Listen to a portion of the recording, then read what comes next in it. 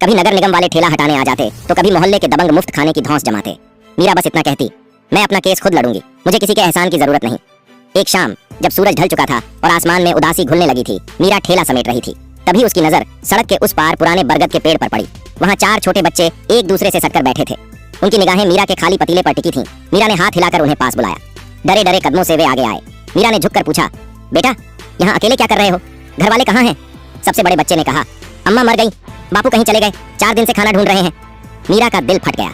उसने बिना एक पल गंवाए चूल्हा फिर से जलाया। गरम गरम रोटियां और दाल परोसी।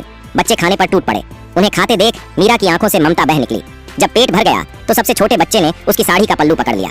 मासूमियत से पूछा, क्या कल भी खाना मिलेगा? मीरा घुटनों के बल बैठ गई, चारों को सीने से लगा लिया और कहा, हाँ बेटा, रोज आना। जब तक इस माँ के हाथ चल रहे हैं तुम कभी भूखे नहीं सोओगे।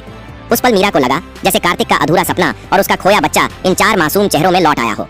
उसने उनका नाम रखा, सूरज, विकास, विशाल और आरव। अब मीरा की जिंदगी में फिर से सवेरा हो चुका था। वह अब सिर्फ एक बेसहारा विधवा नहीं थी, वह 4 अनाथ बच्चों की माँ थी। सड़क का वह कोना अब सिर्फ दुकान नहीं रहा था, बल्कि प्यार और उम्मीद का ठिकाना बन गया था। वक्त अपनी रफ्तार से चलता रहा। देखते देखते 15 साल बीत गए।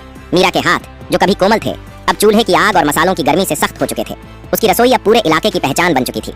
हजारों भूखों की आंख खिली उम्मीद। और वे 4 बच्चे अब बच्चे नहीं रहे थे। वे पढ़े लिखे, समझदार और काबिल युवक बन चुके थे। मीरा ने अपनी भूख, अपनी नींद, अपनी जरूरतें सब कुर्बान कर उन्हें शहर के सबसे अच्छे कॉलेजों तक पहुंचाया था। एक शाम हल्की बारिश हो रही थी। सूरज दौड़ता हुआ आया, मीरा के पैर छुए, आंखों में चमक थी।